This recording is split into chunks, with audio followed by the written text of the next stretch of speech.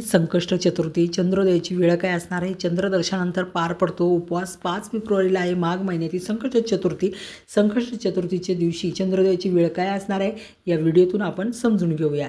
संकष्ट चतुर्थीला गणपती बाप्पाला पहिलं सकाळी तुम्ही उठल्यानंतर स्नान करा आणि स्वच्छ वस्त्र घाला. त्यानंतर गणपती बाप्पाची जी पण मूर्ती असेल तुमच्याकडे तांबे पितळाची तिला पाण्याने आणि दुधाने अभिषेक करा किंवा पंचामृताने केला तर अधिक उत्तम असणार आहे.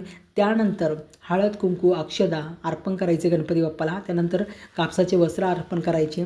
त्यानंतर जास्वंदीचं फूल असेल तर ते अर्पण करा किंवा कोणतंही लाल फूल गुलाबाचं तुम्ही अर्पण केलं तरी चालेल.